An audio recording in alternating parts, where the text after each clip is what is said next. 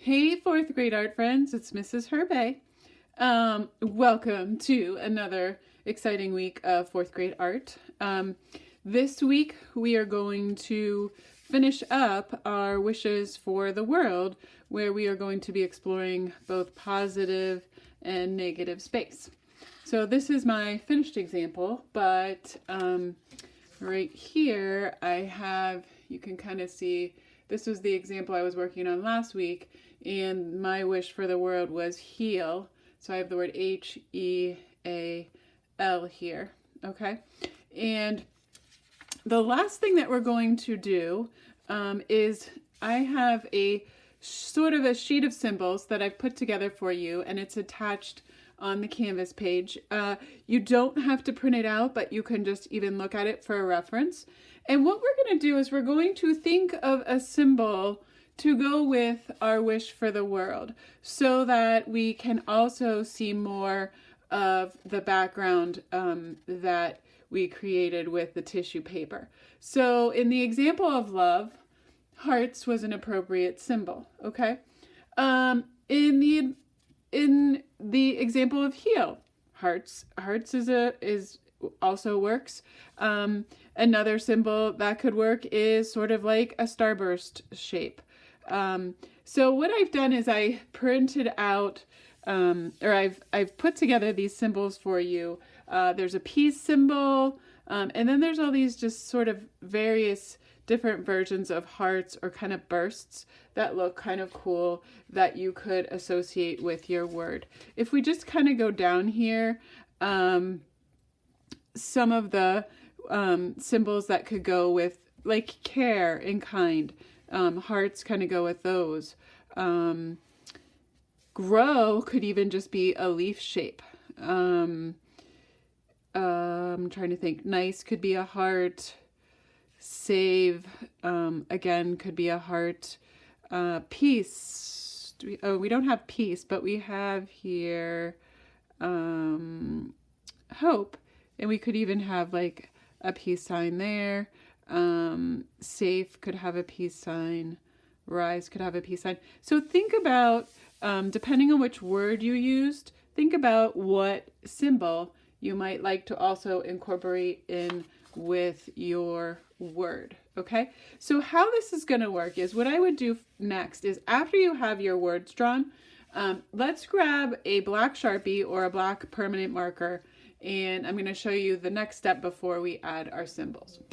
All right, guys, so that you can see your word, what I'd like you to do is we're going to take our black permanent marker, and what we're going to do is we are going to outline our words. And what I'd like you to do is always remember this. You can situate your paper in whatever position that is most comfortable for you to do your drawing. So don't ever feel like, oh, because this is how the artwork looks, I have to work on it in this way. You can turn it to the side, you can turn it diagonally, you can turn it whichever way you want that's going to help you work on it in the best way possible. So I turned mine to the side because I think for me it's easier to draw my vertical lines like this, okay? And what I'm going to do is I'm going to draw all my vertical lines for this H here. Okay, and then I'm going to flip it, and then I'm going to do my other vertical lines.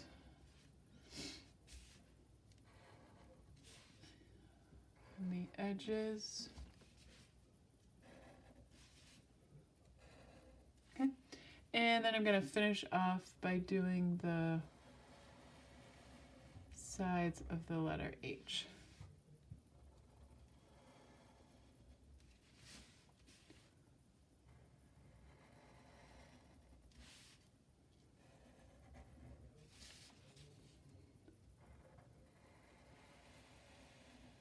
All right, so there's my first letter. Oops, not quite. So there's my first letter.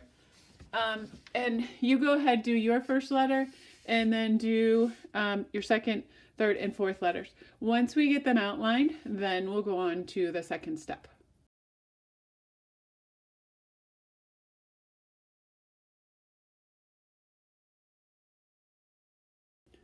All right, guys, so now we have our letters outlined, and now what you can do is you can start to think about what symbol you want to go with the word that you used. You're welcome to come up with your own symbol or use some of the symbols that I gave you here as a visual reference. One of the things that you could do is in your sketchbook or on a piece of scratch paper, you could kind of experiment around with some of the symbols. Like, for example, I think this one's kind of cool. So I'm just gonna see how how that looks when I draw it. And it looks kind of cool. So I think I might try to use that particular symbol in my work. Now here's the other thing, is we can use the symbol in a variety of sizes, and the variety of sizes makes it look more interesting. So what I'll do is I'll kind of try to find where are some areas that are larger. So like in this case, I could probably fit a really big version of this shape.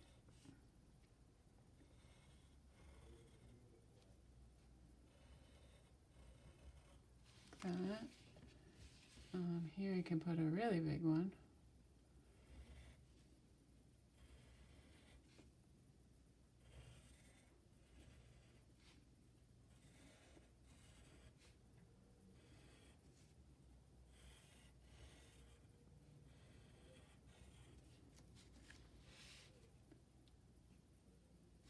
And you can also draw it in different positions, so you can kind of turn your paper.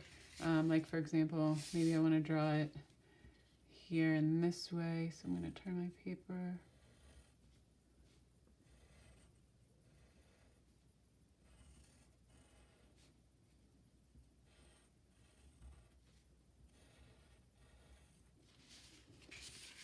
So there's that one. Maybe I'll do.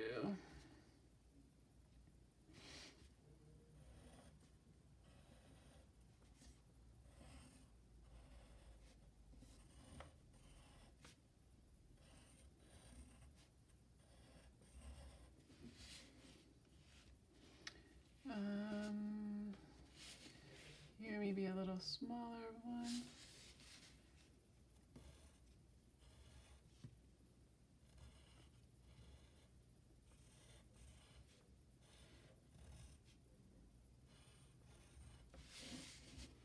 And then I'm just going to keep going. I'm going to fill in several more. You guys can go ahead, fill in your symbols, and then I'll explain to you the final step.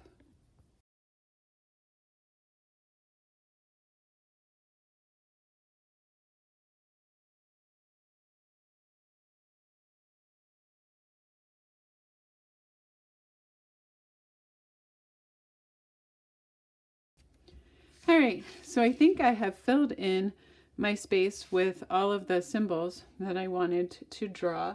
So then our next order of business is we're gonna, again, break out our black permanent marker.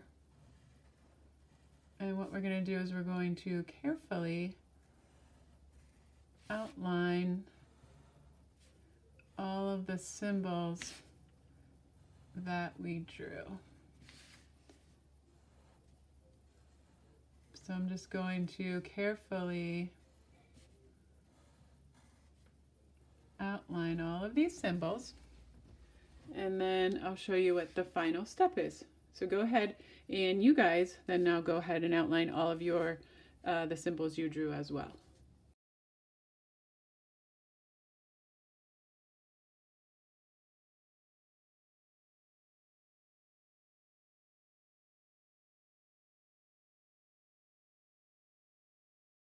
All right, guys, now that I have all of my symbols outlined, the next step is that we are going to now color in all of the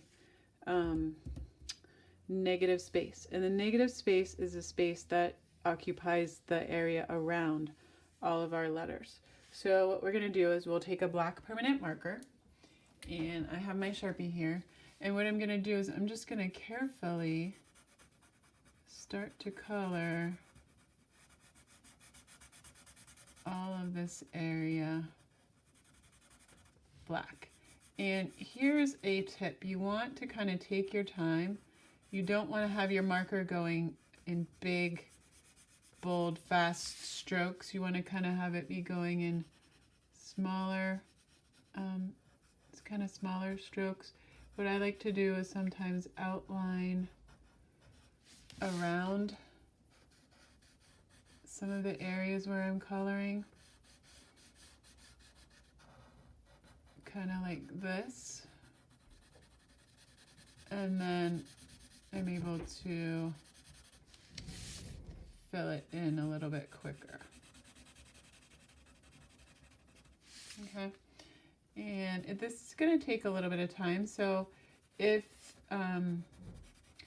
your hand gets tired or you just don't feel like doing it anymore, my advice would be work on it for a little bit, step away, and then maybe come back to it later. And so we're just going to take our time and fill this in, and it's going to end up looking super cool. I might actually just put a really small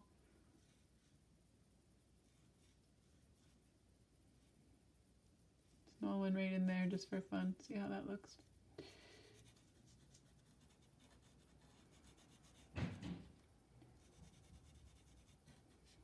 I'm being really careful when I color that in. So go ahead, and we're going to color this in, and after we do that, I will tell you what to expect for the next time.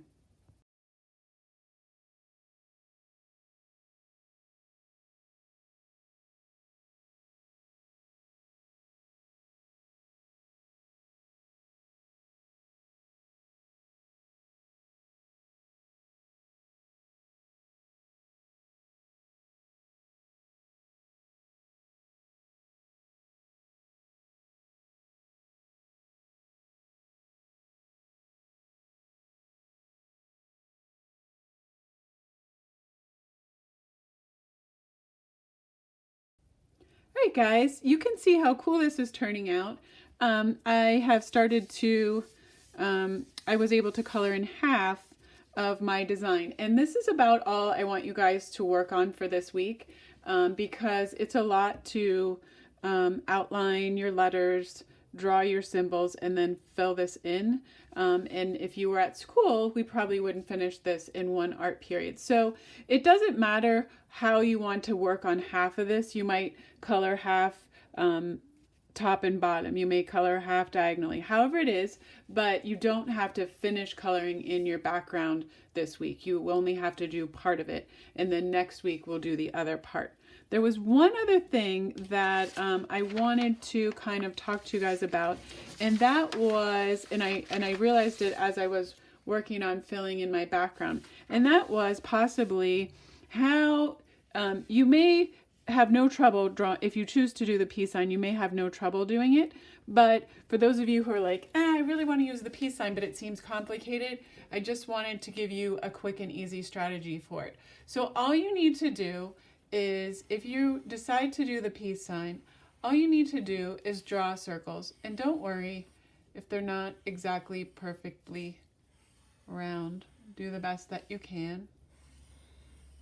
Okay, so you have different size circles. So do that first. Then the second thing is you're going to draw a circle within the circle and try to keep it about the same distance all the way around. And it works the same for big. And I'm even going to do a really teeny one so you can see. You would just draw closer to the edge there. And then what you're going to do is you're going to come down.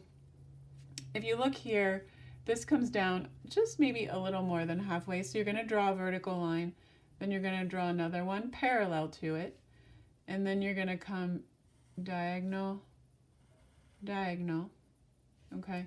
Then we're going to do another parallel line next to those diagonal ones, and then we're just going to finish up with our middle one.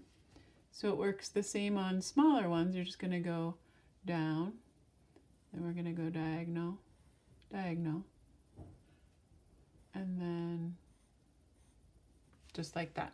So that allows you to make it so that it has a little more form that you can outline.